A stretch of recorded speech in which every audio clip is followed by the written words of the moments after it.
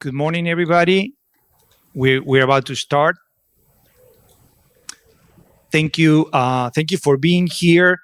We're going to talk about improving lives through smart city and infrastructure development in the new normal. So a lot of information about investing in cities and how to make them more livable for our citizenships. My name is Federico Basañez, and I'm in charge of the Office of Outreach and Partnership at the Inter-American Development Bank. We have the responsibility to manage the relationship with all the partners that want to contribute to development in Latin America, public companies, governments, and private sector. And of course, Korea is one of the main partners for us and for the region. I'd like to start by thanking the Korean government and all their institutions, not only for organizing this tremendous event, but also for their support to the region and to the bank. Just for you to know, we have 4 trust funds that we use for technical cooperation, for project preparation. We have a fund that we use for knowledge dissemination. And then we have a line for co-financing investment in the region, almost $900 million of co-financing. So very, very thankful to the government of Korea for everything that they do for us. Before we start our session, we have a guest speaker. Let me introduce Mr. Soo-Hon Park, Chairman of International Contractors Association of Korea, ICAC. He was also the former Vice Minister of Ministry of Land, Infrastructure and Transport from Korea, or MOLIT as we all know it, where he was a core manpower of overall housing policies. Chairman, Mr. Park, the floor is yours.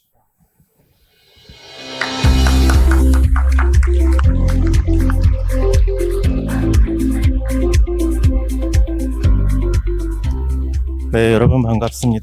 Ladies and gentlemen, it is a pleasure to meet you.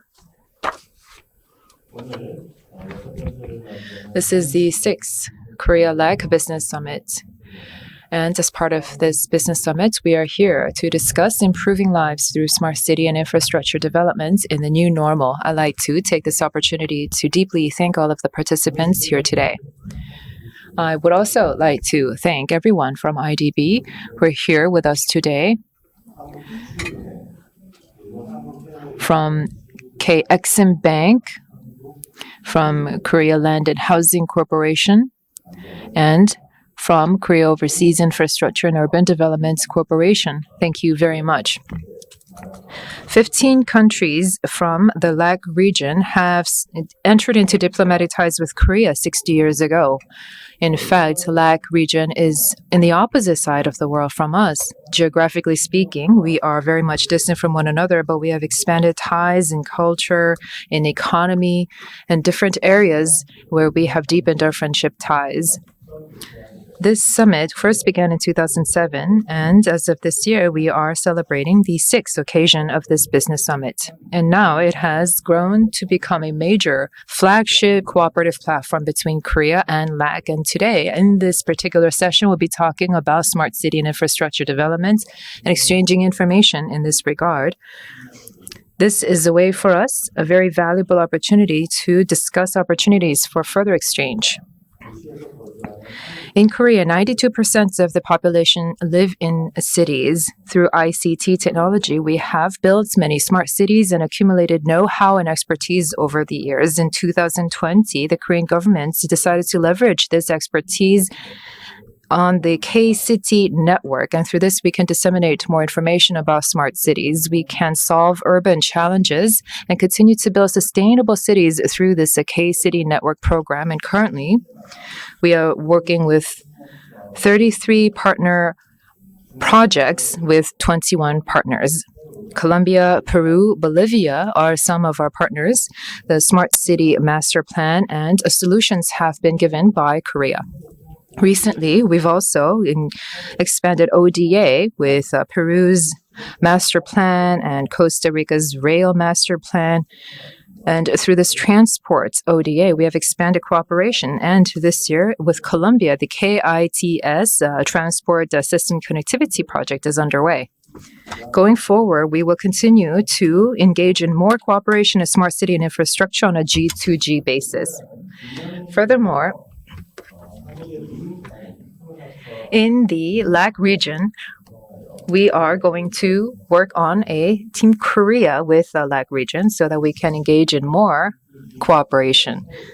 In a G2G basis, beginning in 2019, we have received award for the Peru Chinchero New Airport Construction PMO project, and currently we are working on making achievements for the light rail project in Asuncion in Paraguay. Going forward, we will expect to see more of these cooperative cases in infrastructure markets in the LAC region so that we can contribute to the economic development of Latin America and the Caribbean region. Through this seminar, we can understand more about smart city and infrastructure markets in the LAC region and continue to exchange up-to-date financial information with IDB and major projects so that we can use this time to overcome the very difficult challenges ahead. Thank you very much to everyone who has come here despite your busy schedules. And again, I would like to thank all the organizers for their tireless efforts. Again, I hope that this seminar is going to be an informative session for all of you. And I hope that we can further extend and expand our cooperation on infrastructure with the LAC region. Thank you.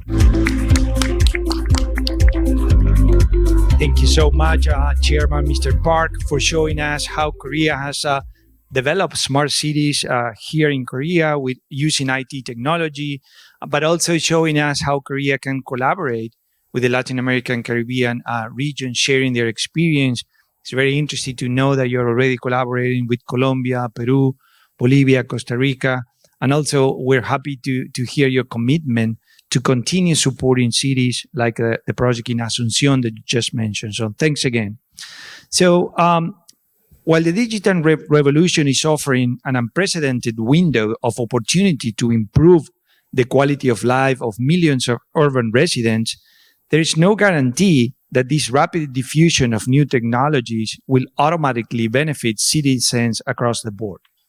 Smart city policy and projects need to be designed, implemented, and monitored as a tool to improve lives for all.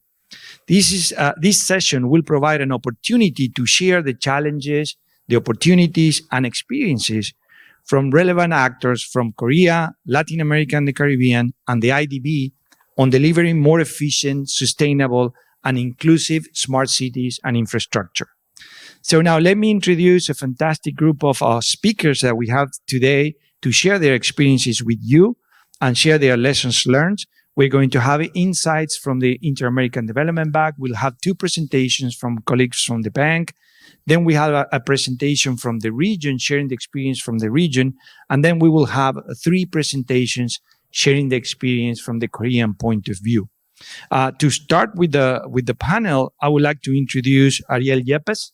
Ariel is the manager of the infrastructure and energy sector at the Inter-American Development Bank, where he covers the whole sovereign guarantee portfolio in the areas of water sanitation, energy, and transportation, key areas for the development of cities and areas in which we have benefit closely from the collaboration with Korea. Ariel, the floor is yours. Thank you, Federico.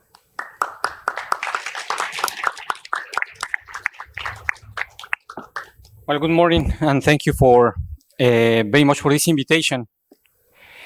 Well, government officials and representatives of the private sector, it's really a privilege for me to be part of this conversation with our counterparts in the region, in Latin America and the Caribbean, as well with our counterparts in Korea. We have a very strong and important engagement with the government of Korea, delivering solutions for the providers of infrastructure activities in Latin America and the Caribbean. And today I will talk about the collaboration between Korea and the IDB to close the infrastructure gap in Latin America and the Caribbean. I will also talk about the lessons we have learned and how we can maintain the momentum of this alliance to ensure a sustainable economic recovery for the whole region. The IDB is the leading source of financing for economic, social, and institutional development in Latin America and the Caribbean. The bank is also conducting cutting-edge research and provides policy advice, technical assistance, and training to public and private sector clients throughout the whole region. It has been a leader investing in infrastructure for more than 60 years. And we help countries adopt different financing, technical, and knowledge instruments to provide quality infrastructure services, promoting sustainable and inclusive growth. Currently, we have a portfolio of more than $22 billion and more than $3 billion annually in approvals for different projects in the infrastructure sector. Our lending composition is divided mainly in three big components. Almost 50% of our portfolio is for transport sector projects, which include road safety, roads, urban transport, and logistics in general. 1/3 of our portfolio is water and sanitation projects, and almost 20% is energy projects, including generation, distribution, transmission, and other initiatives that are leading initiatives for the whole region that have to do with diversification of the energy matrix. However, the investment requirements to comply with the Sustainable Development Goals and the Paris Agreement goals pose great challenges. Just to give you an example, in Latin America, on average, we have investing about 1.2, 1.3% of the GDP on average in the last 10 years for infrastructure that help us to reach the Sustainable Development Goals. And according to a study prepared by the IDB, what is required is to have investments of the order of 3 points of the GDP. That is a big challenge, and definitively what we will need is to bring the private sector to participate in this endeavor to enable the incorporation of more resources, financial resources, but also best practices to facilitate the close of that gap. So it's critical to engage the private sector and strengthen alliances such as this one between the IDB and the Korean government. Now, talking about closing the infrastructure gap, Korea has become one of the most important economic partners in the region, critical to closing this infrastructure gap.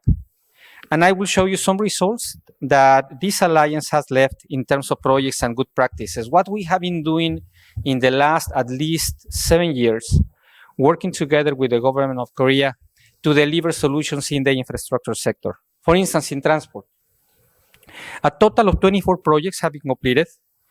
19 of them have been funded by the Korean Trust Fund, and 5 are related to knowledge and sharing programs.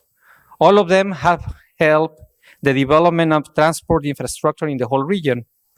And in terms of sharing knowledge and best practices, I would like to highlight one of the most successful projects. That one is the benchmark study of Korean state-owned transport enterprises. Definitively, what we saw in the benchmarking of those experiences in Korea is going to be very helpful for the different activities that in transport we do in Latin America, for not only for the whole region, but across the different sectors where transport is a critical activity. The goal is for our countries in the region to learn from the experiences of the Korean state-owned enterprises, both in roads and railways, and also, why not, in the aviation sector. What we can say about the water and sanitation sector?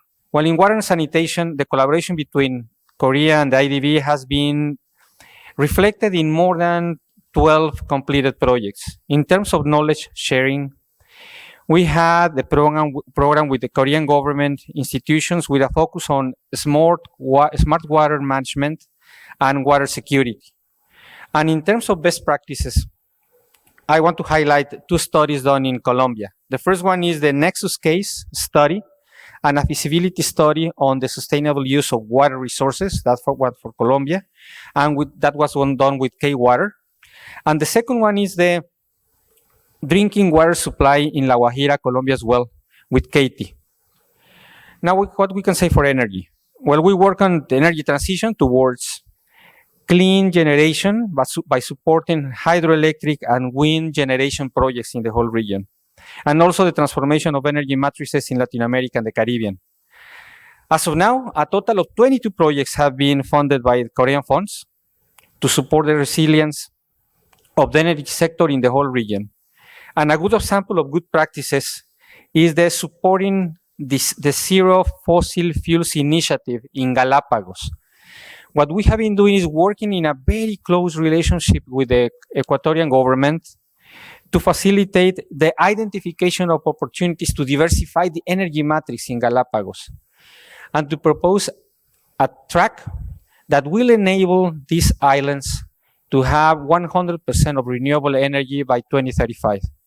That is an important challenge. In fact, Korea has had a very strong role there in Galapagos, bringing not only knowledge, but also investments to facilitate more renewable energy adoption in that place. Now, what we can say about looking ahead. We are committed to closing the infrastructure gap, the additional points of GDP that has to be invested in infrastructure for the whole region. And to achieve this goal and accomplish our mission, we need to continue efforts, different efforts and collaboration. And I will elaborate on what, from our perspective, has to be done in these three different sectors: transport, water, and sanitation, and energy. For transport, to promote social inclusion, universal access, and sustainability, we are working together with the Korea Trust Funds on new projects which involve a large digitalization component. This is very important for our region, and we are promoting more digitalization in the different interventions that we have in the transport sector. For instance, the introduction of new electronic payment systems for public transportation in different countries across the region. And a very good example is the one that we just applied in Costa Rica. A second one is designing urban mobility data observatory. And that is happening currently in Sao Paulo, Brazil. And we are planning to continue with that effort in some other cities in Brazil. And air transport policies for investment and management of security airports in Colombia. And we are currently having some discussions to do the same thing in some countries in Central America. Now, we want to collaborate with Korea in the digitalization of infrastructure in general. And a set of future collaborations include smart highways, smart construction technology, and logistics in general, not only to have or to talk about road safety, but also to talk about ports and airports. On water and sanitation, well, future collaborations in water include digitalization, especially for the management of water resources. And at the moment, we have 3 different projects in preparation. One is for water management to support a resilient development in the Pilcomayo Basin in Argentina. There's another one that is increasing resilience against flood events in urban areas as well in Argentina, and also advanced technologies for water regenerative systems in Colombia. The use of advanced technologies and science-based approaches in this sector in water and sanitation includes as well smart water city and leakage detection monitoring, and we have been doing that in different countries across the region, automated forecasting systems and early warning systems in water, and modeling for water security. And that is applied for the whole region. We have a very vast experience in that arena in basically the 26 country members in Latin America and the Caribbean. And for energy, in the energy sector, we're looking for future collaboration in new technologies such as non-conventional renewable energy and green hydrogen. In fact, what we have been doing in the last few years is to work and to engage in a very complete dialogue with several countries of the region to facilitate the adoption of more, not only renewable energy solutions, but also innovative solutions to adopt hydrogen across the whole region. Some examples are the smart grid assessment for the Guanaja Islands in Honduras, that we got the financing from the Korean government to facilitate the adoption of renewable energy for energy access in Honduras. The second one is accelerating the transition to electromobility in Barbados, and it happens that Barbados is one of the countries with the highest rate of adoption of electromobility per capita in the whole world, and also supporting the net zero emission strategy in Uruguay.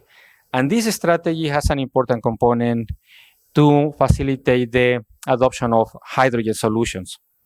IDB also expects to leverage the collaboration with KIAT as a strong channel to support a sustainable growth and shifting towards a low carbon economy. In fact, I want to take a moment to share and to tell you that yesterday the IDB signed an MOU with KIAT, which includes the future collaborations to promote joint initiatives in green energy, diversification of the energy matrix, water and sanitation, and some other solutions that we will eventually implement not only in water, but also in transport. And in conclusion, what we have is that Korea's capacity for innovation has been a driver of its own transformation. And in fact, it has been a very good example of the success in this country that eventually we can bring to the rest of Latin America to adopt best practices. The substantial investment in research and development has allowed Korea to develop advanced technologies to be at the forefront of innovation. We have learned a lot about that. And this is one of the main lessons that Latin America and the Caribbean can draw from this alliance. We have been getting lots of very good examples that have been applied across the whole region, and we want to learn more about that. The synergies between the region and Korea will prepare the whole countries in the region to better implement these solutions, and not only in the short and medium term, but also the long term, thinking about all the challenges that we have to face because of climate change agenda. Our goal at the end of the day is to continue working with Korea, emphasizing innovation and decarbonization to promote equal opportunities in Latin America and the Caribbean. And we need to keep up the momentum of the partnership and share opportunities and experiences to deliver more efficient, sustainable, and inclusive infrastructure for the whole region. And we are quite sure that we will be able to do so with the partnership that we currently have, and to continue strengthening the relationship that we have not only with the government, but with the Korean companies, with all the companies and governments in Latin America and the Caribbean. Thanks a lot.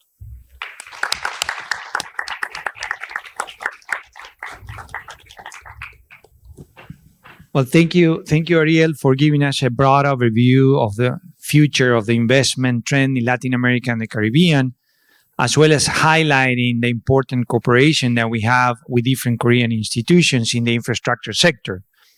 We can all see that the collaboration has been successfully evolving into different areas, and knowledge sharing, technical assistance through the trust funds, co-financing opportunities, as well as working with other institutions and partners as KIAD. And as Ariel said, we had the honor of signing an MOU yesterday, so we will continue working together towards the future.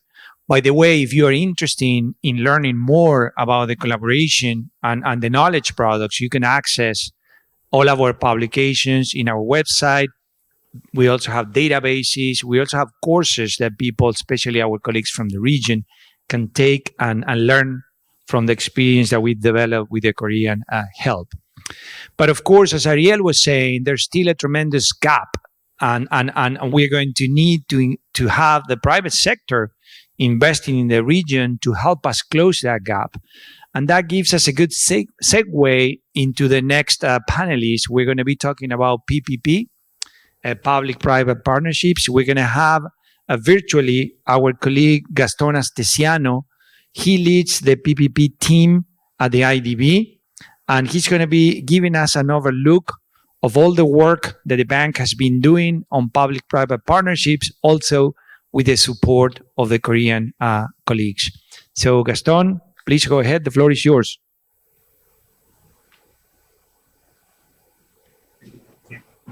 Good morning, everyone. It's for me a pleasure to participate of this event. My name is Gaston Astesiano. I'm the public-private partnership team leader for the Inter-American Development Bank.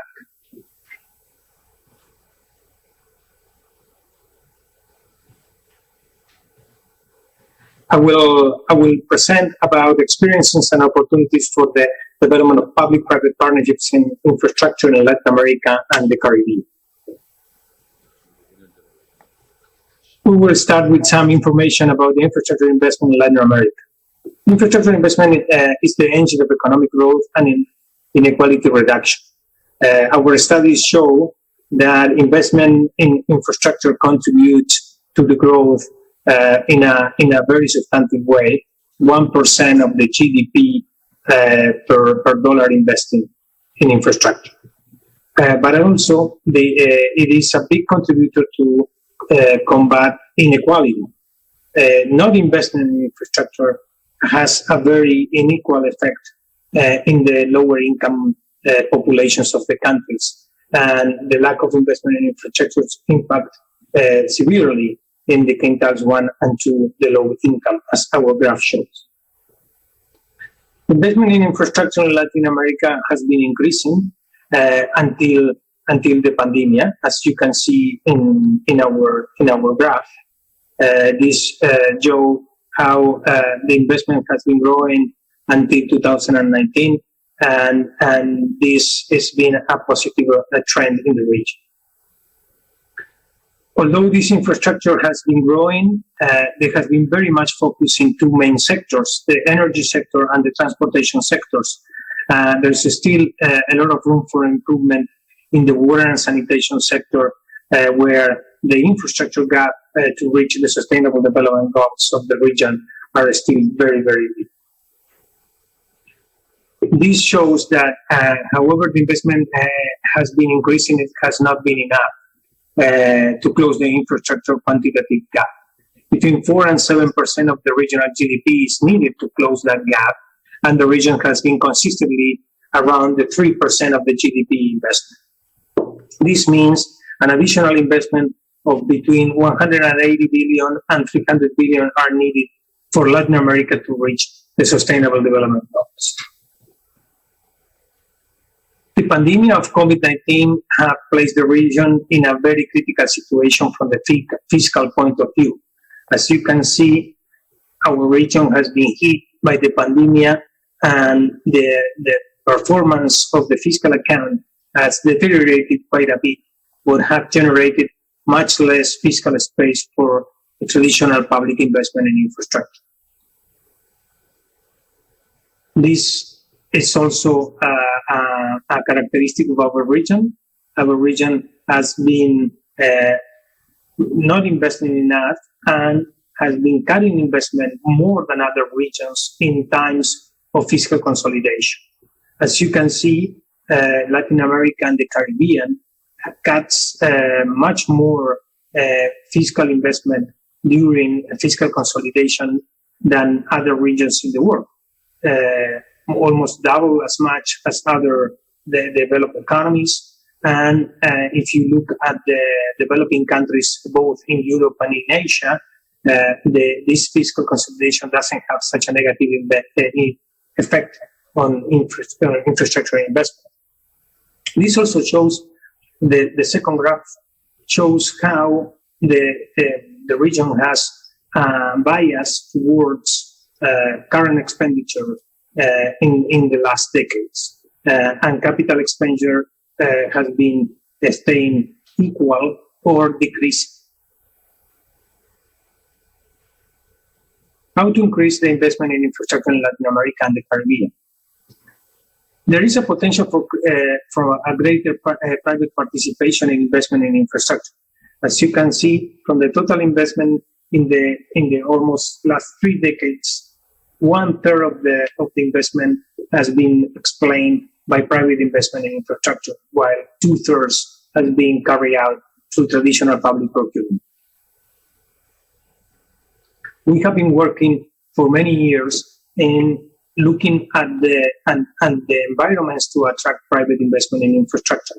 We partnered together with the Economies Impact to develop the InfraScore, which is a regional ranking for the maturity of the regulatory framework and the capacity of the governments in Latin America to attract private investment in infrastructure to bankable projects. So you can see our last edition of 2021-2022 shows that there has been a positive trend in the major economies in the region, with Brazil, Chile, and Colombia and Peru leading in the developed category of institutional development for private investment in infrastructure. There is still a group of countries that are in the emerging group. The majority of them, probably half of the region, it's now in that situation, and there is still room for improvement for some newcomers into the private investment to infrastructure. There is a greater potential to attract project preparation and sustainability. Those are the two main challenges that our region faces. It's been a long process of regulatory and capacity building generation since the late 90s and the beginning of the 21st century. But still, there is a lot of opportunities to develop a more sustainable project preparation, capacity, and financing, and to address the sustainability issues on the infrastructure projects. Project preparation and sustainability have a very positive correlation. The greater potential for private investment is to generate tools and diagnostics that allow the countries to perform and to implement programs in order to build those capacities to prepare bankable projects to be offered to the private sector. That's why in the IDB group, we have created a PPP single window. This single window is the one-stop shop at the IDB group to receive requests from the governments in order to support the development of capacity building and also project structuring and preparation. The infrastructure finance in Latin America is still not enough to close the infrastructure gap, and also it has a lot of potential to attract more players. As you can see in the first graph, there is a big concentration geographically. Brazil accounts for roughly 65% of the private investment in infrastructure for Latin America, followed by Mexico with the 15%, Colombia with the 8%, and Peru with the 6%. This has been the most developed markets together with Chile, although Chile have concentrated their major investments in the beginning of the 21st century through the transport concessions. And in late years, the program has slowed a little bit.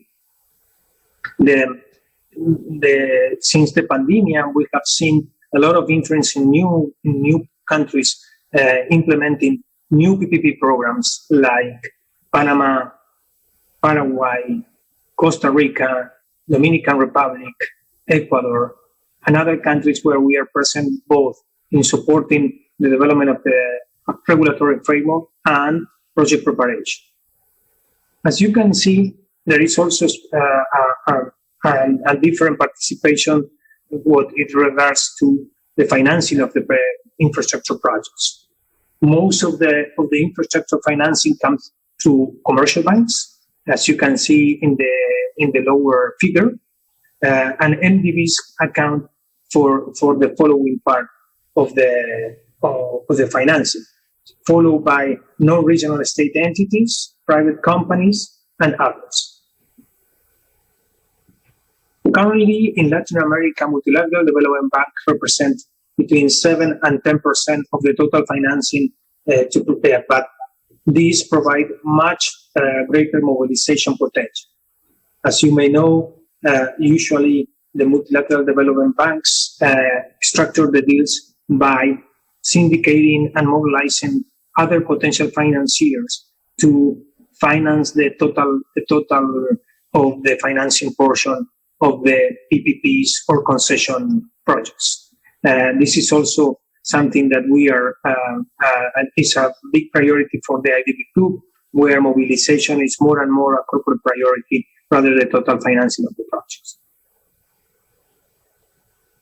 How does the IDB group work on public-private participation on infrastructure?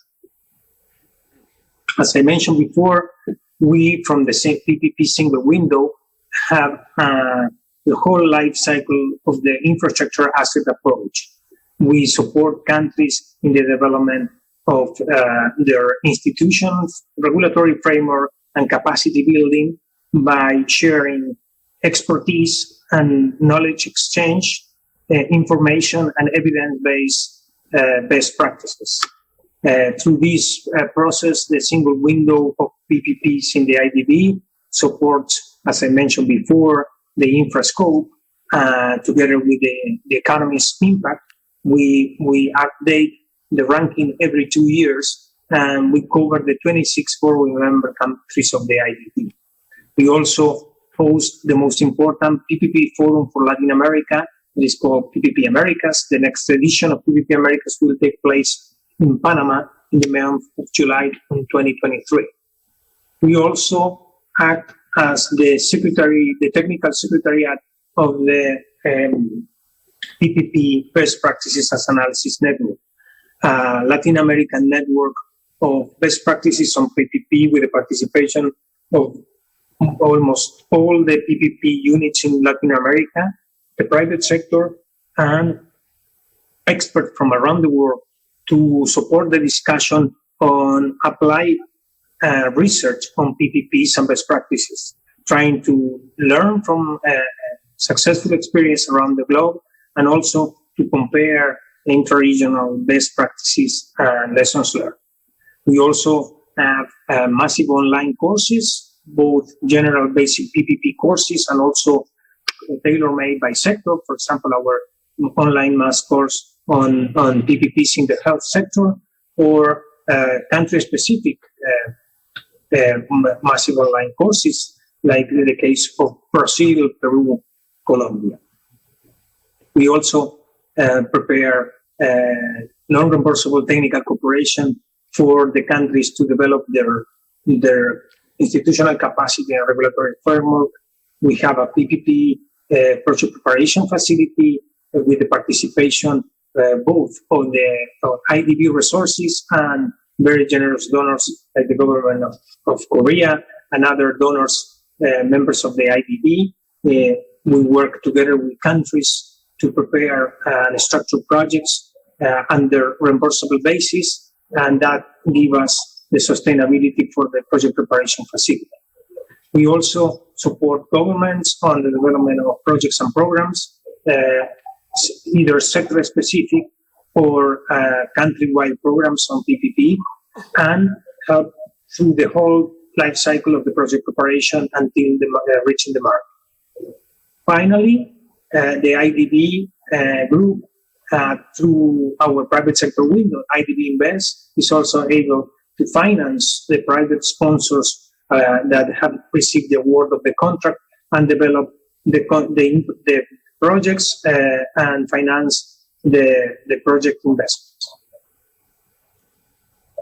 As you can see, the whole life cycle approach of the project allows us to start from the pipeline creation to identify potential legal challenges and the design and implementation of actions. And then thoroughly through the project preparation process, identify the risk, allocate those risks to the most efficient party in the contract to mitigate it and manage it, and help with the contract design and financial structure. During the final phases of the structuring, we also involve our IDB Invest colleagues during the market sounding exercise and bankability analysis. And finally, a potential project could be financed through IDB Invest, or there could be other risk mitigation instruments provided both through IDB Invest and the IDB. We are also providing some technical expertise during the implementation phase and the ex-post evaluation, which converts us in the only PPP team acting in Latin America that actually cover the entire life cycle of the infrastructure assets. How we work, we receive demands from the governments, and they are channeled to our country offices in the region. We count with 26 country offices all around Latin America, and these requests are directed to us through our country representatives. Country representatives reach out to the single window, and we from the single window are able to mobilize our technical expertise from the IDB Bank and the financial experience from IDB Invest colleagues, putting together teams that are multi-sectoral and provide a complete support to the governments during the structuring phase. And we also follow the most strict conflict of interest best practices, so there is no any conflict of interest between potential financiers and the project preparation phase. Our activity and projects and some examples. Here, as you can see, I'm summing up the most important projects that we are preparing currently, and that they are advanced in the project preparation phase for a total of mobilization of $5.5 billion.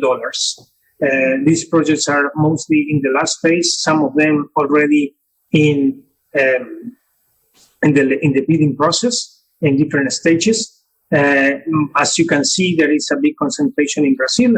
As we mentioned before, Brazil accounts for more than 65% of private investment in infrastructure, but we also have projects in Peru, in Paraguay, Colombia, and new projects coming in Panama, in Costa Rica, and Paraguay.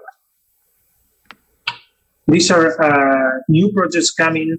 They're starting the structuring phase for a total of almost $1.5 billion.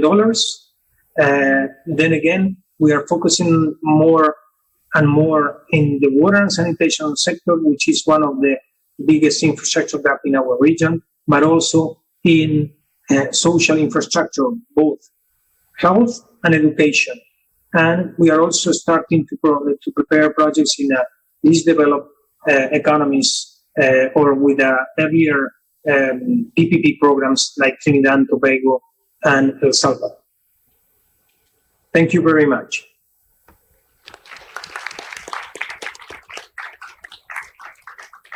Well, thank you, Gaston. Very interesting presentation. We see once more the big gap in infrastructure investment in the region.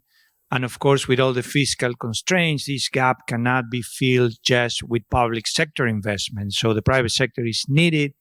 And in order to have successful private sector participation, we invest a lot in how to design the projects, how to allocate them, how to monitor the projects while they're being executed and operated. So a big operation at the Inter-American Development Bank to develop and PPPs.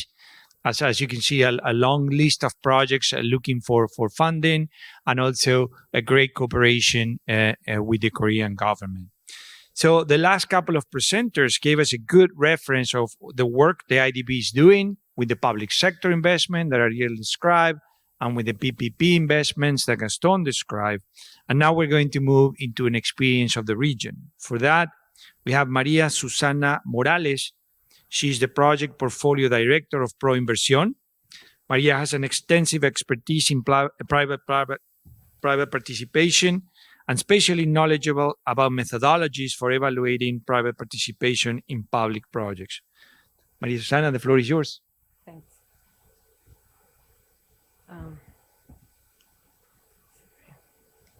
Good morning, everyone. Thank you for the invitation to the IDB and the Republic of Korea. My name is Maria Susana Morales, and I am Project Portfolio Director at ProInversión. ProInversión is the Peruvian promotion agency for private investment. We develop PPP projects, public-private partnerships, works for taxes, which is a mechanism in Peru, and also projects in assets.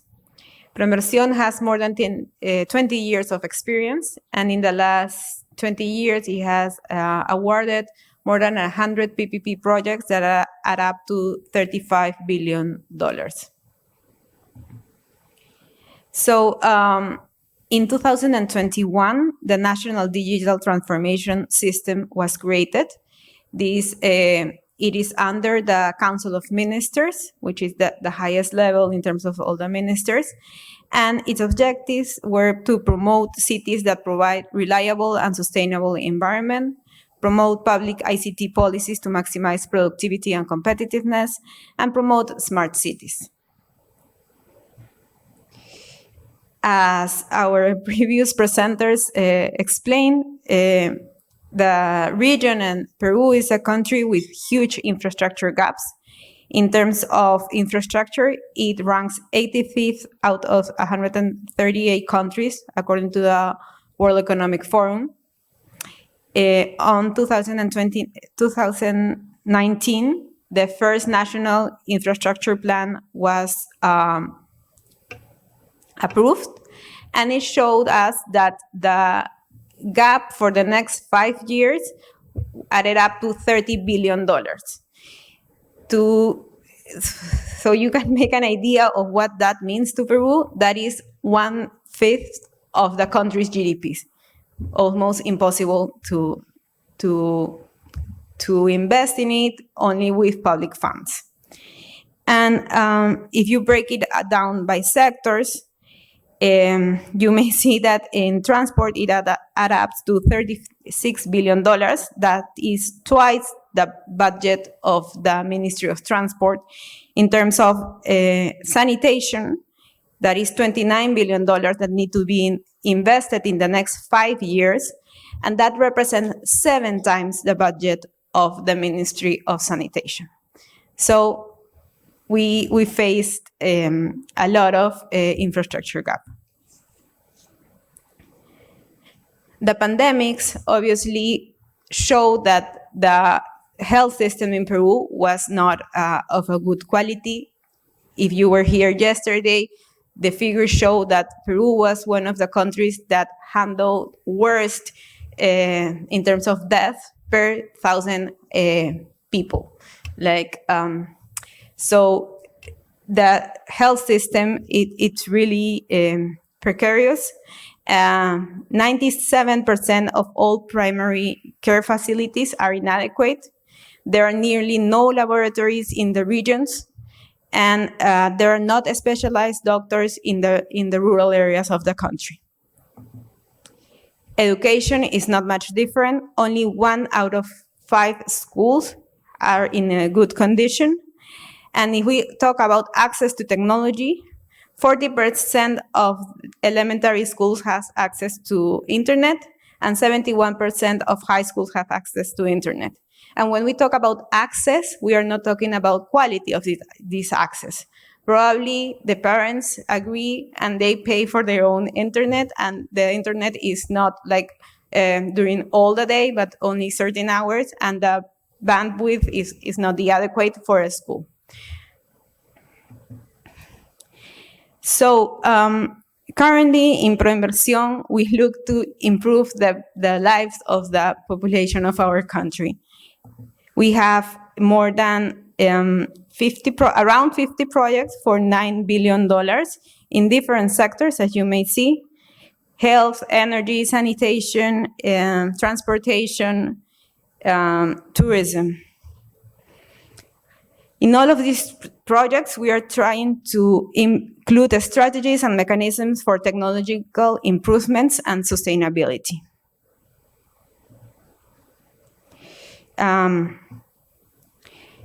I want to go into the portfolio that we handle today in Proinversión and tell you about the technology implementations that we want to include in the projects. Our bet is to bring the private sector to bring the technology necessary in these projects. So in the case of health, we have 4 PPP projects for nearly $400 million. As you may see, the hospitals of Piura and Chimbote, actually IDB is our assessing us in all the transaction. And we are looking to award it in the first trimester of 2023.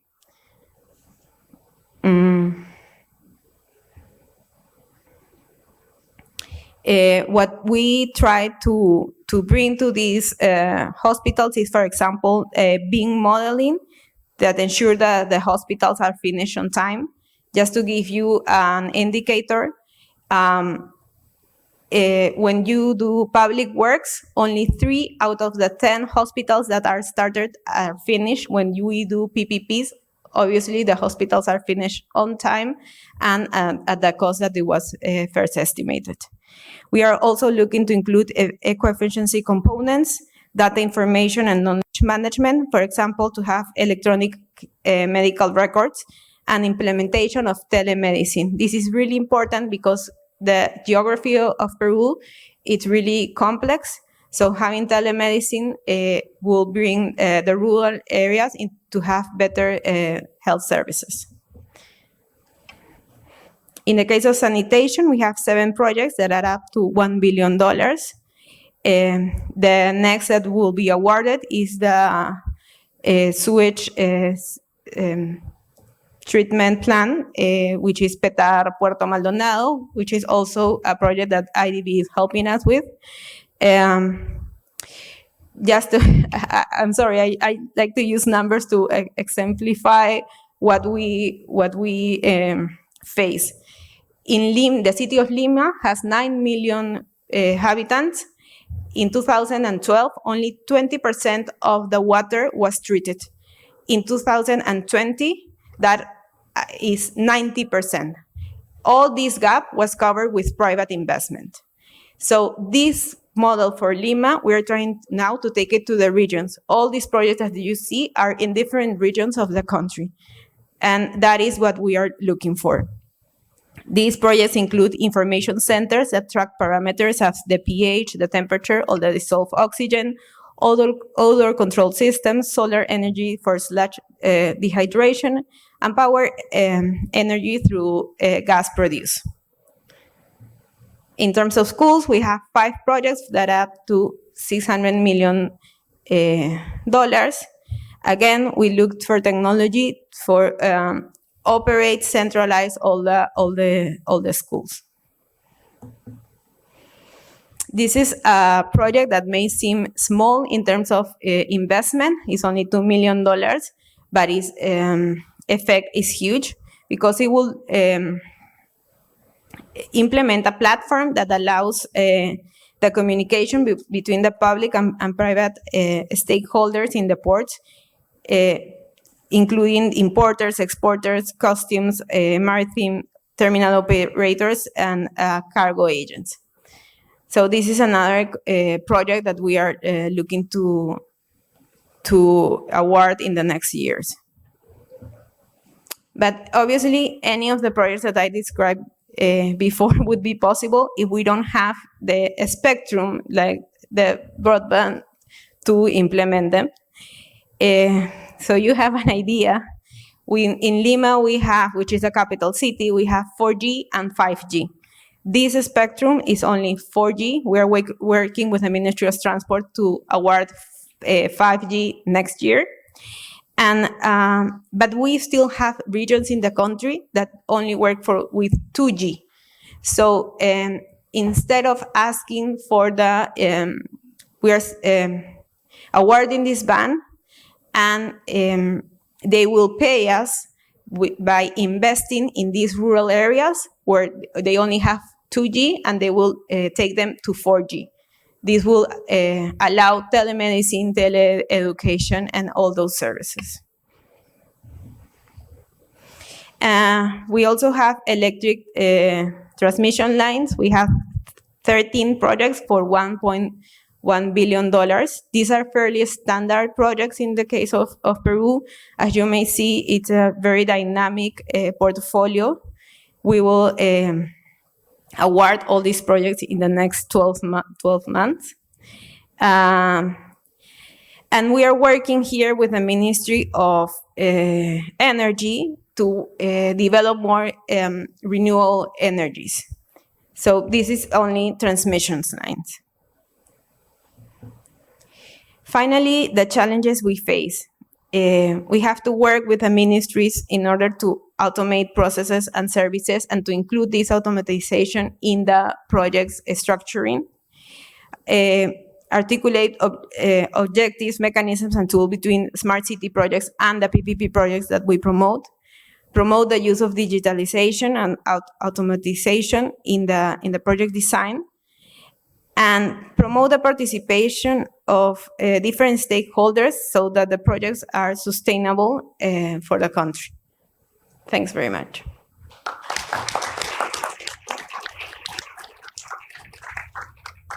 Thank you so much, Maria Susana, for a really good presentation. Peru is a country with a lot of needs, as she showed us.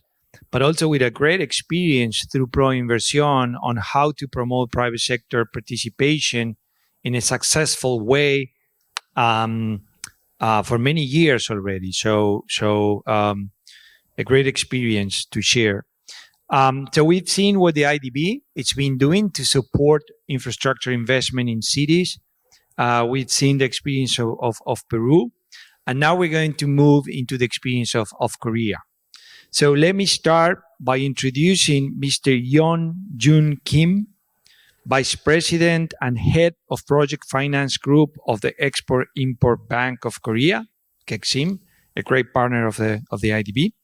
He has served for KEXIM for over 30 years, focusing on long-term financing for large-scale global infrastructure projects. He's going to talk about infrastructure trends and KEXIM role in improving lives. Vice President, Mr. Kim, the floor is yours.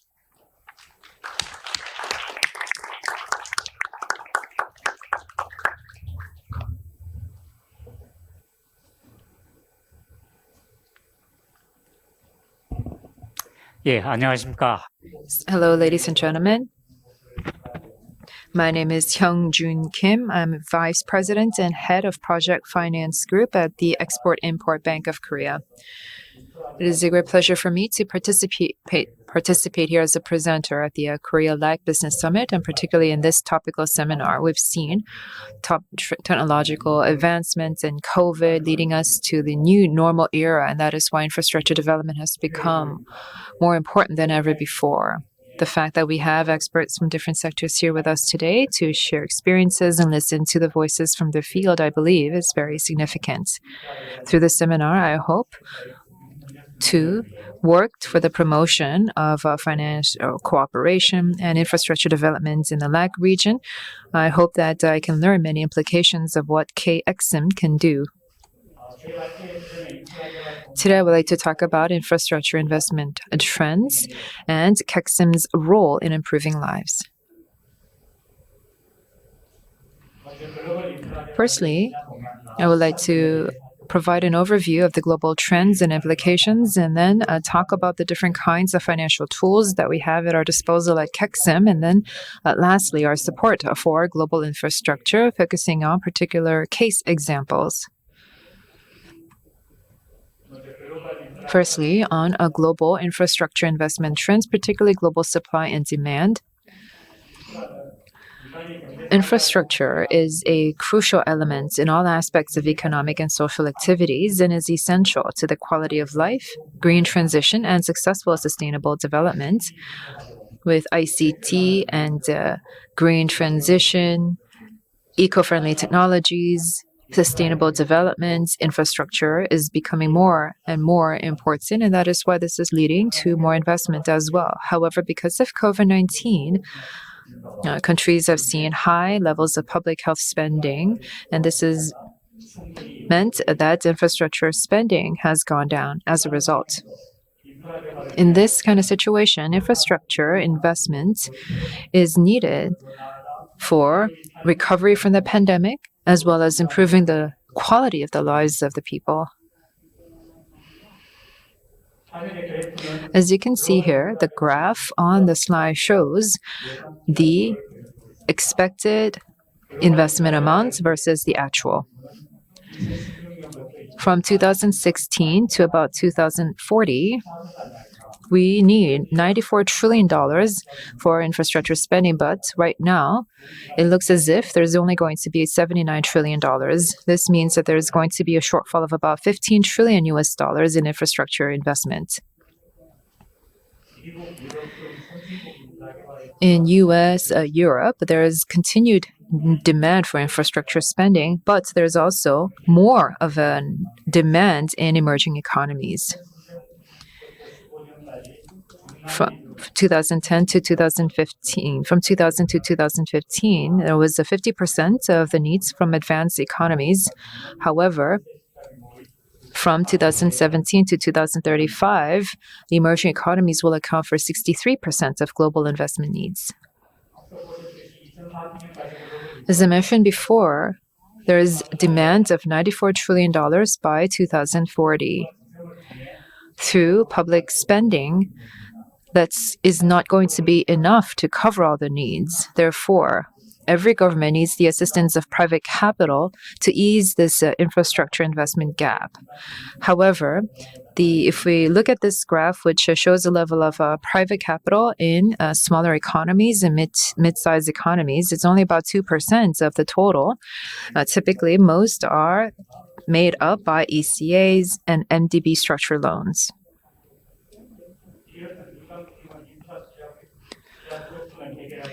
Therefore, private sector participation is critical to closing the infrastructure gap in the coming years. This means that the role of ECAs, MDBs, and DFIs as a facilitator is very important.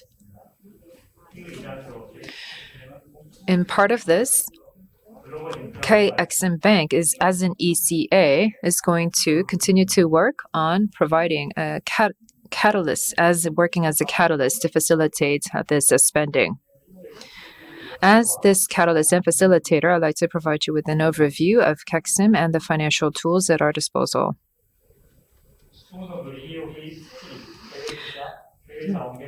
We engage in different kinds of funding, and we were established in 1976 to work as an official export credit agency of Korea. We are 100% owned by the government, and we are a policy bank. We work as an export credit agency, and we are also a government entrusted fund. We operate the EDCF, or the Economic Development Cooperation Fund, and the IKCF, which is an Inter-Korean Cooperation Fund. And these are the functions that we work on. So for semiconductors, plant manufacturing, shipbuilding, so export, credit, and financing are some of the different focus areas for us. Maritime, natural resources, and service industries. We've also worked as a policy financial institution, serving as a facilitator of overseas business of Korean companies and as a reliable financial safety net. Through Inter-Korean Cooperation Funds, we are trying to work to build a basis for ultimate unification by providing loans and grants. We have a quasi-sovereign status equivalent to Korea's sovereign ratings. With these high level of credit ratings, we can facilitate Korean businesses doing overseas businesses. We are providing more support to many different partners. This is a top-rated export credit agency. As you can see here, we have been ranked number 2 by PFI, or the Project Finance International. We have 24 representative offices, 5 subsidiaries, and we also have several secondees to NDBs and international organizations. Based on this very broad network, we can work on and work with different suppliers and clients around the world, as well as IOs and MDBs. This is a slide that represents the overview of our different financial solutions: loans, guarantees, investments, as well as EDCFs, the EDPF, which are concessional loans. And we also engage in feasibility study. So we also provide these non-financial services. As you can see, this is a very comprehensive spectrum of financial solutions that we provide. As a public policy arm of export credit, we have approved about 66.9 billion as of 2021, and have dispersed 63.1 billion. Most of these are in emerging economies in Asia and elsewhere, including ICT, semiconductors, so 30% in innovative industries and about 15% in infrastructure spending. In 1999, began working in the LAC region with Mexico. We have currently about $5.3 billion that we have spent thus far in about 20 projects across Latin America. In Colombia, the transportation ITS system, or the Panama Metro receivables financing project, which are currently underway, that I would like to go into more detail later on. The Panama Metro project is the first case where we have introduced a new kind of a financing tool. We are continuing to come up with new financial products and new financial tools that are more customized and tailored to the needs of the LAC region, and this is something that we are going to commit ourselves to going forward. As an EDCF policy arm, we are providing these different kinds of commitments, about $2.221 million of a commitment in 2021, adding to a cumulative total of about $20.583 million. On the left-hand side, other than 2020, when COVID-19 was at its height, we have continued to see an increase in our commitment levels.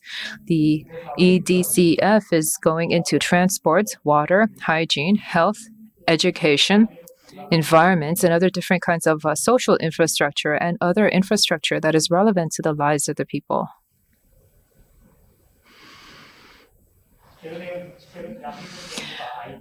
Recently, the Korean government has also brought in contributions to IBs and IOs and MDBs, and we are also operating as a co-financing facility in that regard. EDCF is in different 11 countries, 15 projects across the Latin America region, so 11 in energy, 9 in hygiene, and healthcare 7, education 7. Recently, we have gone into ICT and climate change and different other areas, such as mobility and social infrastructure. EDPF is a kind of concessional loan, and this is something that we use. It's a quasi-concessional loan program with relatively low interest rates, and this is designed to mobilize relatively large-scale financing for infrastructure projects that is not tied. EDPFs are typically going into mid-income countries. EDCF typically goes to low-income countries. The EDPF looks at mid-income countries, so it's also differentiated from export credit as well. So this is a way to complement the EDCF facility. EDPF has been gone into Egypt Luxor projects and Indonesia road projects, and since its introduction, it has spent about $320 million so far to different emerging economies. Lastly, I would like to provide you with a little bit of an overview of some case examples, the first of which is in Colombia, the transportation ITS system in Bogota.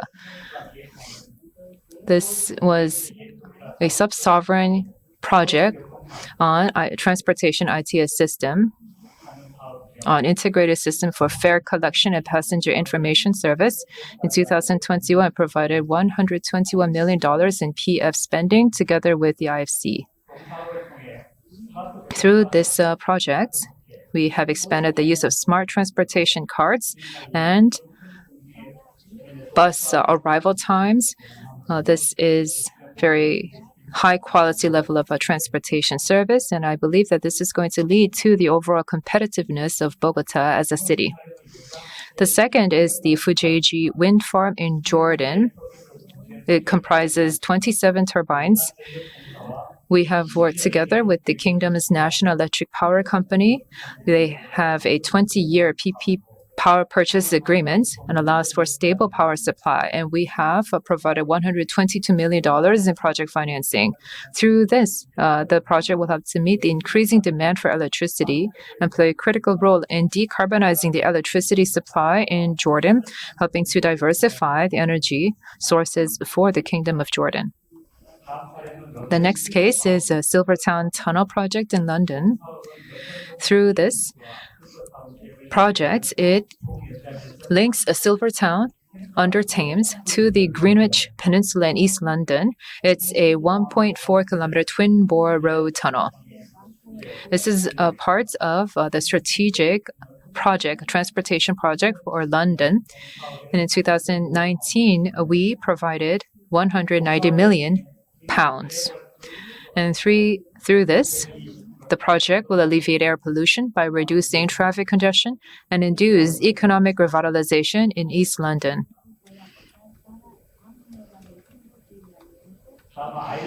Next is the ESS project in Ireland. This is what has been spearheaded by the Irish government. The Korean government has led this greenfield project by owning 80% of the project equity and acting as an EPC contractor and operator. This ESS system is expected to be effective in stabilizing power output, swiftly dealing with power waste and shortages in the region.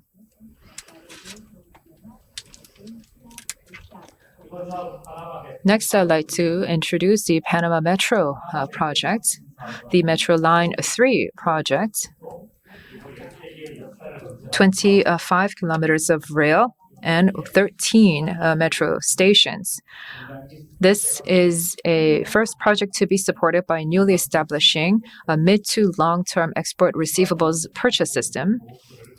We have provided $550 million of credit to the project. This project aims to alleviate serious traffic congestion and air pollution in Panama City through the construction of a new urban transportation system. The last is the water supply system in Indonesia. It consists of dams, roads, pipelines, and water treatment plants. We are currently working on the Korea-LAC Dam and the conveyance of pipeline project of about $140 million and $208 million each through EDCF as a kind of a blended finance project. The conveyance of pipeline project is a PPP project, and Exim Bank is going to look at ECA project financing.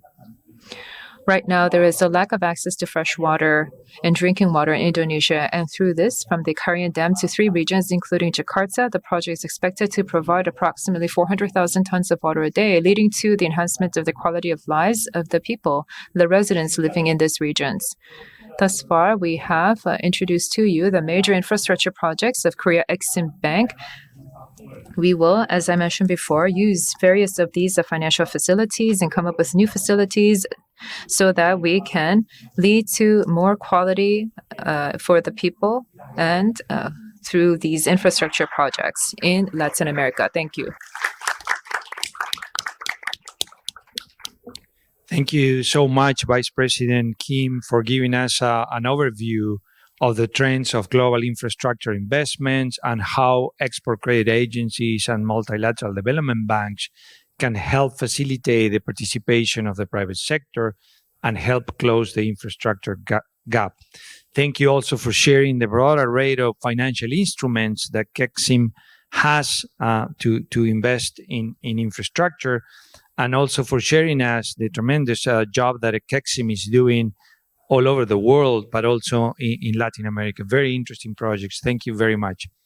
So let me now move to the presentation by Mr. Han-Kyu Lim. He's now an Executive Vice President of the Korean Overseas Infrastructure and Urban Development Corporation, or KIND. He also served as the Vice President of the SK Engineering and Construction, where he oversaw Global Project Development Center and Project Finance Office. The title of his presentation is Infrastructure Project Development in the Latin American and Caribbean region. Mr. Lim, the floor is yours.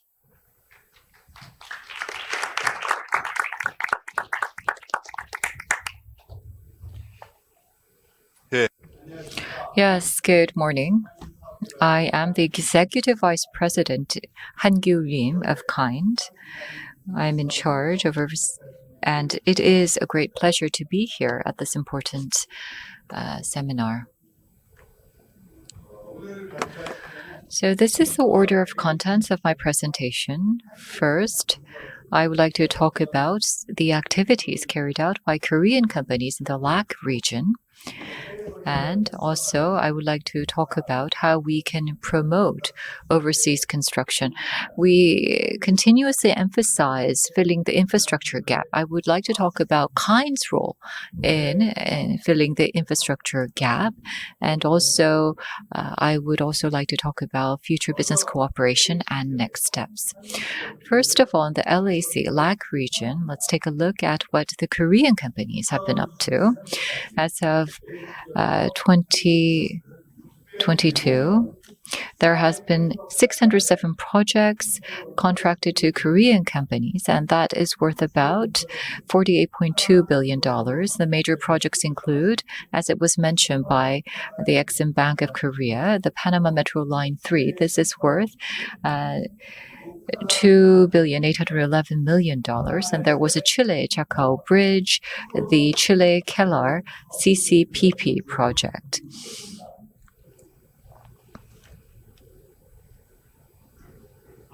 Next. This is a breakdown by region of the international contracts won by Korean companies. What you see in light blue is the Middle East. So Middle East is a region that has provided the greatest number of contracts. And then comes Asia. Latin America and the Caribbean is, as you can see here, in the light green. So aside from 2020, when it was about 20%, usually the proportion is about 5% or less. So you can see that the overseas contracts given to Korean companies, if you do a regional breakdown, the proportion of the contracts given in the LAC region is relatively limited. Now I would like to introduce to you KIND and also some of the activities carried out by KIND in the LAC region. KIND was established to support the overseas activities of Korean companies. It was founded in 2018.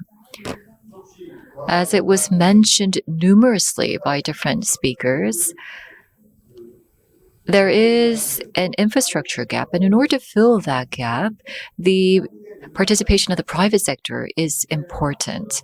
Korean businesses in the private sector has been entering into the PPPs overseas, and we support such efforts of the businesses of Korea.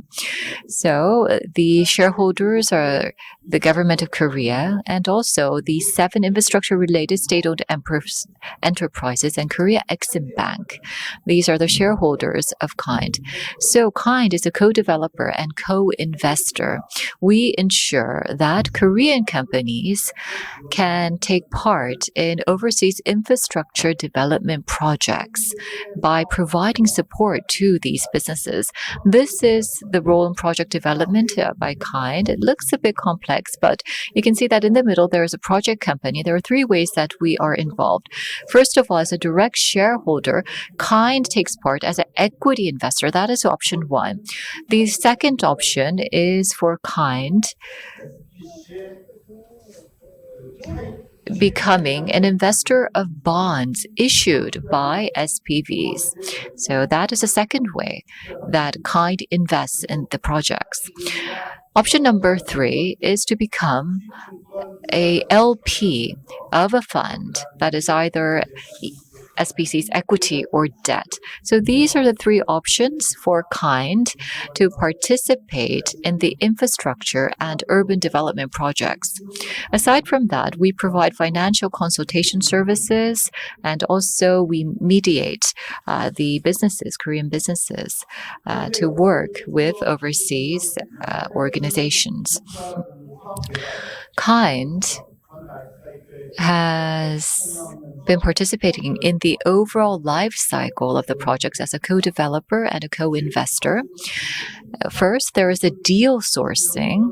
So that is the first step that we are engaged in. We support the deal sourcing, and also we support project development. The feasibility study is number 1, and then the deal structuring, that is also what we support. And number 3, after their deal is structured, for the implementation of the projects, there are various negotiations and establishment of contracts, which we also support.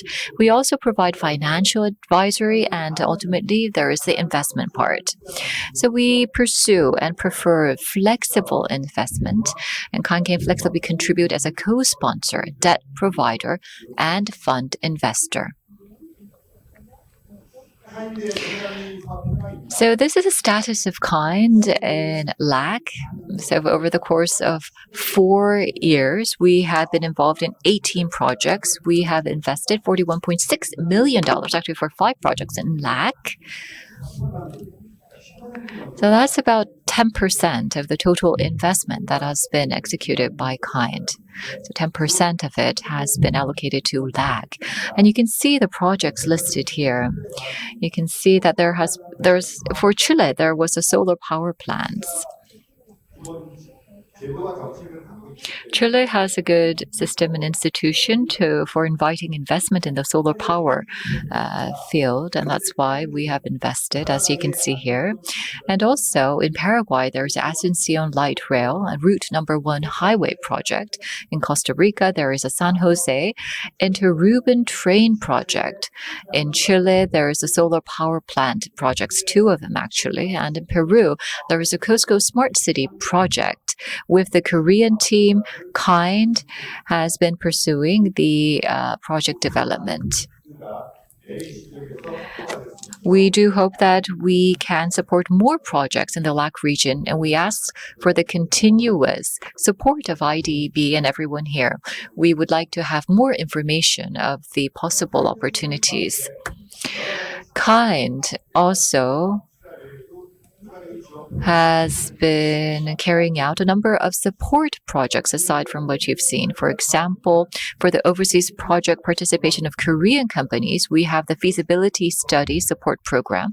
We have the K-City network program, and also we have the economic partnership program, innovative partnership program. First, if you look at the FS, the feasibility studies, we help with the study and the writing of the report so that the Korean companies can smoothly enter into these PPPs and the projects carried out overseas. In the initial stages, we provide the support. So about $1 million is the ceiling of the support that we provide for the FS. And for the past 4 years, about 60 feasibility studies have been supported by kind. In the Latin American and Caribbean region, we did the FS projects in Costa Rica, for example, for the San Jose Interurban train, Chile, the longitudinal road project, Paraguay, the Asuncion Light Rail for Peru. There was a smart city project, and in Panama, there was a Metro Line 5, and Chile, there was a Keller CCPP. And so some of these studies led to the actual development phase. Especially for the Metro Line 5, the FS is being carried out in joint with GABE. The KCT network program is based on government-to-government cooperation, and we support the establishment of smart cities overseas. So once again, this is a G2G cooperation-based program. We provide pre-feasibility study data and material so that the basis is laid for the smart city projects. As you can see here, there are 4 elements to this. First of all, the master plan establishment, and we propose a development of the pilot projects. Also, we have the overseas relevant government officials, invite them over to Korea and host seminars. Not only that, we have the Overseas Smart City Center, and this serves as a point of contact for us where we exchange information, focusing on smart city. And these all allow us to promote the smart city brand of Korea and also enables the Korean companies to more easily enter into the smart city markets overseas. Aside from that, in order for the investment in the LAC region, we have been engaging in active exchanges with MDBs. For example, we have been working with IDB. We have discussed the financial cooperation on Paraguay Asuncion LRT projects. And with CAF and GABE, we have been working very closely for project development. Also, in the LAC region, we have been working with many related organizations, for example, Pro-Colombia, Pro-Invasion, and Pro-Panama, for example. We have been working with all of these organizations so that we can help the Korean companies identify the projects in the LAC region and also match the right partners for the Korean companies. Last but not least, I would like to talk about the future plans of kind with the LAC countries. First of all, there is the Green New Deal projects and other various projects which is in demand by the LAC countries. We want to make sure that we are ready to work with the LAC countries. In order to do that, we need to identify the demands of the countries that we work with. So we want to be prepared. And so we will work with the MDBs and Exim Bank and other relevant institutions so that we can have the collective financing in place so that we can enhance the bankability and viability. Also, we want to make sure that the Korean companies can work with local companies in the form of JVs or M&As. So we will make sure that we can strengthen project portfolios by co-working with local companies. And we will support the companies to participate in biddings actively so that we can accumulate a better track record of the Korean companies in the LAC region. Also, we want to have the public and the private sector create a single team with the different public and private sector entities so that we have the greatest competitiveness to work with the LAC countries. We will continue to strengthen our partnership with IDB so that we can have continuous best practice cases in the field of infrastructure and PPPs in the LAC region in the future. Thank you very much for your attention.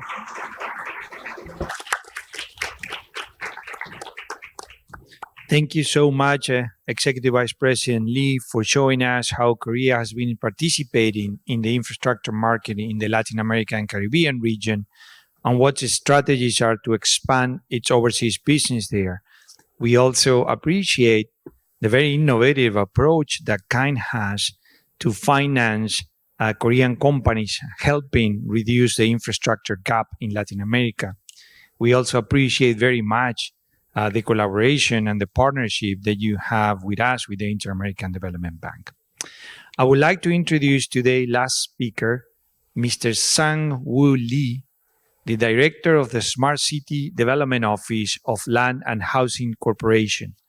With 27 years of experience as an urban development, he is an expert in the new town development and real estate financing. Director Mr. Lee, the floor is yours.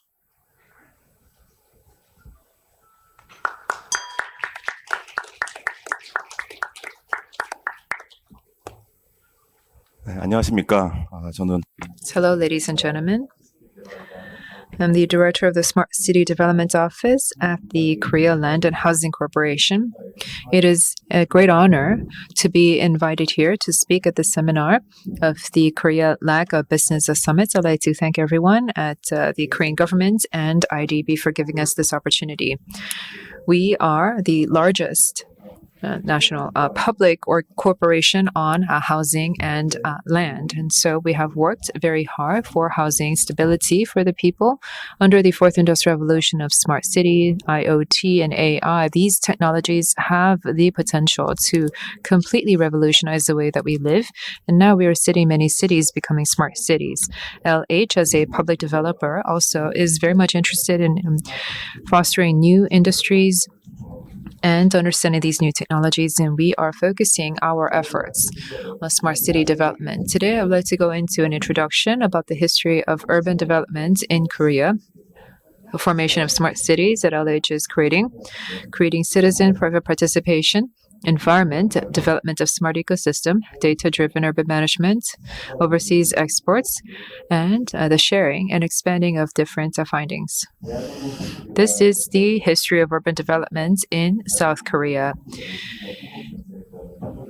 After the Korean War in the 1950s, We have risen from the ashes of the war and gone through industrialization that began in 1960s, and this laid the foundation for housing and urban development.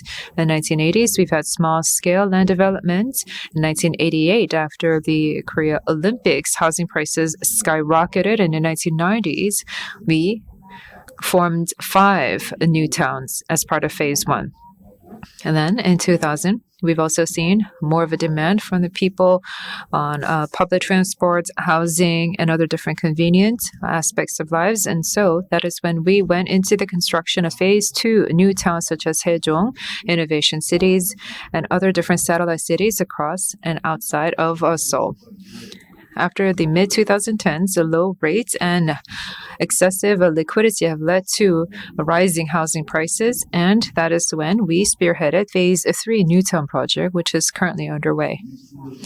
For Phase 1 Newtown, this began in the late 1980s to try to stabilize housing prices and resolve the housing shortage in Seoul, in Bundang, Ilsan, Pyeongchon, Jeongdong, and Sanbon. About 50.1 square kilometers and about 290,000 number of households. For Phase 2, we wanted to provide a quality residential environments in accordance with the increase in income and stabilization of housing prices in the metropolitan area. So for this, there were 10 districts that were selected, 124.1 square kilometers for a number of households spanning about 610K.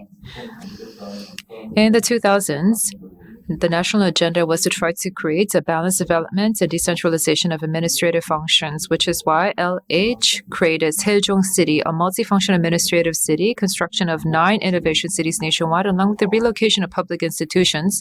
And so we have successfully created about innovative cities in 9 different regions with a number of households spanning about 98K.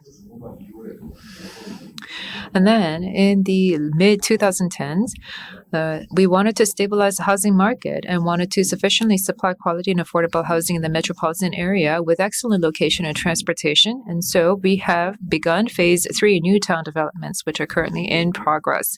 For Phase 3, they would allow for a commute of under 30 minutes. These are excellent cities in terms of education and public services. Under this, LH and the Korean governments have continued to work on IT technologies and integrating them into our cities. We've made the brand ubiquitous city, and we've integrated this into some of our smart cities. In fact, we have the enactment of U-City law that was done in 2008. The first ubiquitous comprehensive plan was passed in 2009 so that we could integrate these ICT technologies in urban development plans. Through more industrialization, we've seen big data, IoT, ICT, many different fourth industrial revolution technologies that we wanted to integrate into our cities to create smart cities. And in 2017, we have enacted the Smart City Act. And in 2019, in the developments of the third Smart City Comprehensive Plan, we selected Sejong as one of these demonstration testbed cities for ICT technologies, particularly with the technologies of the fourth industrial revolution. And we are also trying to develop customized cities for each stage of urban growth and discover new business models and apply these services reflecting the needs of the citizens. Through this, we want to develop people-centered smart cities to improve the quality of citizens' lives and lead innovative growth for the country as a whole. To that, firstly, we want to form smart cities. Secondly, create citizen private participation environments. Thirdly, develop smart ecosystems for advanced industries. Fourthly, data-driven urban management. Fifth, overseas exports. And sixth, sharing and the expanding of different findings and promotion of the activities. So these 6 areas are the areas that we're going to focus on so that we can create convenient and people-centered smart cities. And now I'd like to go into more depth into each of these different sectors. The first is formation of smart cities.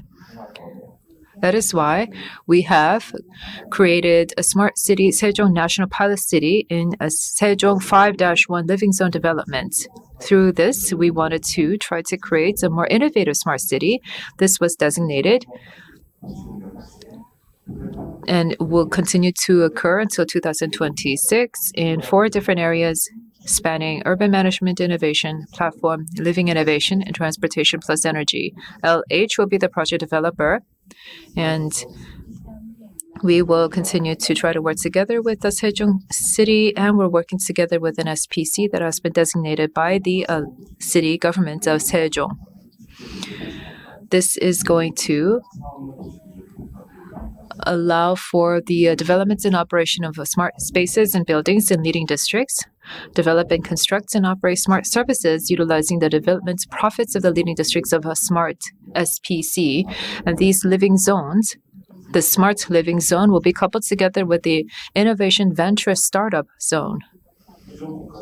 The Smart City, Sejong National Pilot City, is going to open a new chapter in civic life and city management through smart innovation services that span all areas of life, such as AI, data hub, digital twin, smart IoT, cybersecurity, integrated mobility service, personal mobility sharing service, car sharing service, personal healthcare service, smart farm service, integrated media services as part of the platform, urban management innovation, transportation and energy, and life innovation. Other than Smart Cities, Sejong National Pilot City, we have also completed about 52 different smart cities in different districts, in 52 districts. There are 26 districts that are currently under development in 7 different areas based on 87 smart service pools, including transportation, crime prevention, and environment. There are 61 districts that are currently being designed.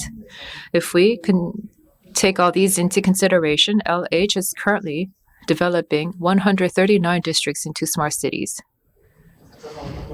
As part of the Fourth Industrial Revolution, smart cities are becoming rapidly widespread, and this will also become an important issue in the Phase 3 new towns. Phase 3 new towns will be making use of AI, cloud, metaverse, and different kinds of smart integrated services, and this will be a digital transformation of cities with advanced data technology and the creation of a sustainable future city with climate response and advanced mobility, so that we can ultimately try to have a future city that will allow for a coexistence of all people and have for intelligent urban management based on data, innovative mobility services, and carbon neutrality. Now, briefly on this Phase 3 new towns. In Hanam, Hanam is going to be focusing on autonomous driving, making services such as district-wide autonomous driving and smart parking. Through this, we can use smart parking lots in the new town to be used as hubs for autonomous driving control and heavy electricity. Small logistics mothership operation will be done at night in connection with small logistics and smart farms. In Incheon, the UAM, or urban air mobility, will be the key. There will be implementation of MAAS and UAM specialized city. In Pucheon, this will be robotics, a specialized city, where pilot projects specializing in futuristic residential services such as delivery, security, cleaning, healthcare, etc. within the complex will be using robots. Namyangju will be focusing on carbon neutrality, so it will charge hydrogen and electric vehicles in connection with renewable energy. Furthermore, we'll establish a resource circulation and value reduction structure in connection with carbon credits and resident participation incentives. Namyangju will be focusing on smart education. We'll build smart lifelong education solutions to all generations in a non-face-to-face platform using metaverse technology. Goyang in Changneung will be focusing on metaverse technologies. We'll establish an archive using metaverse technology for the historical and cultural heritage of the area of Changneung. However, the Phase 3 new towns are currently in the planning stage, so in the process of implementation, there could be some changes that are made. Phase 3 new towns are different from the Phase 1 and Phase 2 new towns because they will be making use of mobility specialization such as UAM, autonomous driving, and MaaS. Particularly in 2030, 2035, when this will go into maturity phase, the KUAM model will be integrated across these different cities, and as such, LH will also work on a metropolitan UAM platform that hopefully will be feasible in the future. Other than these new towns, we're currently working on smartization of existing city policies. Currently, there are many legacy towns that are lagging behind in terms of digital technology. So we have to create a regional specialized smart towns tailored to local demand called the Smart Town Challenge project that we began in 2018. That we will be integrating with the legacy towns and legacy cities. And this is something that we have completed, including Kimhae. And we are currently implementing this project for other cities as well. Furthermore, we want to expand proven smart services nationwide. And this smartization of existing city policy will be also undertaken under the Smart City Solution Expansion Project. And we are currently doing smart crosswalk, smart bus shelter, smart share parking, and these are services that we are currently offering to the public at large. For small and medium-sized cities under the population of 1 million, we are currently creating smart city case studies by urban problems and small, medium-sized smart city development projects. We have selected 16 local governments nationwide so that we can provide these services to these smaller sized cities.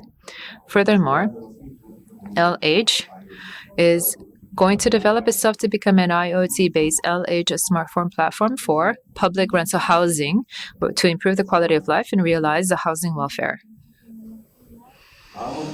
Next, secondly, the inclusive cities created by citizens in the private sector. We are currently implementing a living lab solution where citizens define urban problems and solve them with the private smart technologies.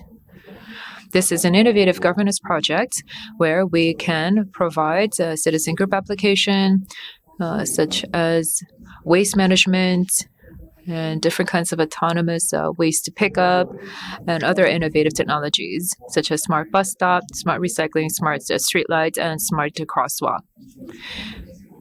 In Dongtan, which is part of Phase 2 New Town, we have created an incubating center where smart technology and jobs are created, and we're currently looking for leasers who can come in as of September.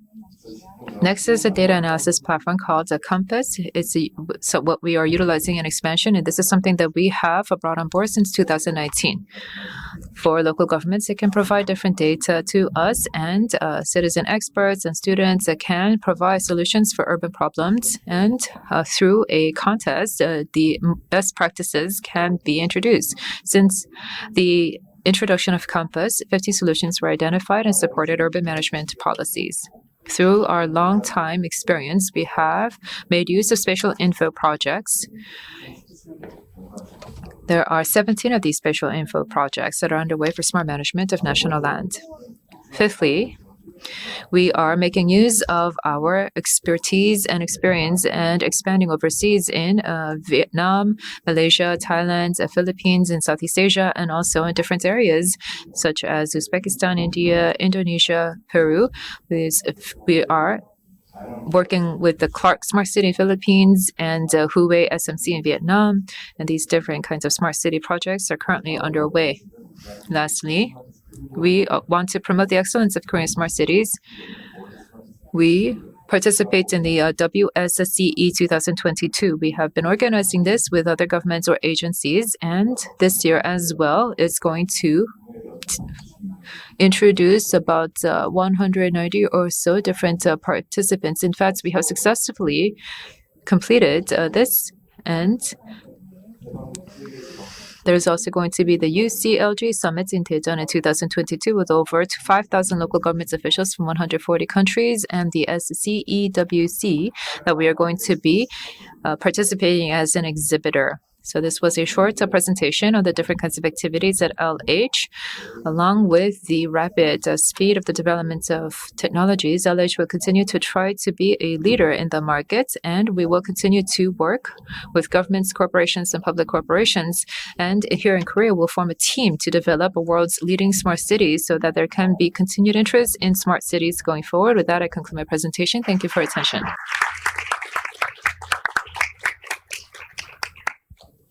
Thank you so much, Director Lee, for sharing the urban development history of Korea. Is really remarkable.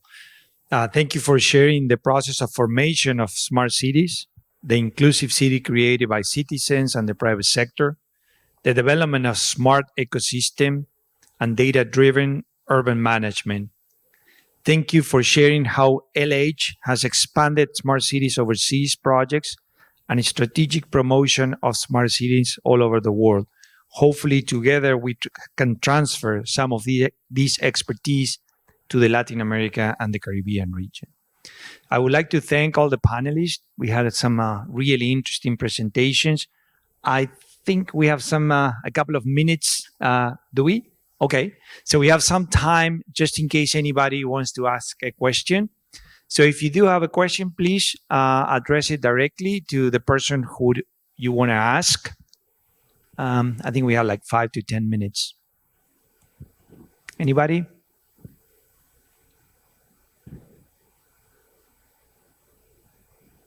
People might be getting a little hungry. I think we're in between your lunchtime. Okay, so if we don't have any questions, I would like to thank again our panelists. And I would like to close this session by mentioning that 2022 is a very meaningful year. It is the 60th anniversary of the diplomatic relations between Korea and 15 of our region countries. Given that the IDB was established just a few years before, our institution was able to witness this milestone and the evolving friendship between Korea and the Latin American region. IDB's relationship with Korea became official in 2005 when Korea joined as a member country. Ever since, our partnership has constantly shifted and adapted in response to the region's changing needs, tapping into IDB's strengths as the world's first and largest regional development bank and Korea's support to the region through critical knowledge, innovation, and financing. To our partners in the government of Korea, thank you. Because of your stewardship of Korea's relationship with the region and the IDB, Korea is now one of our most trusted partners. Thank you again.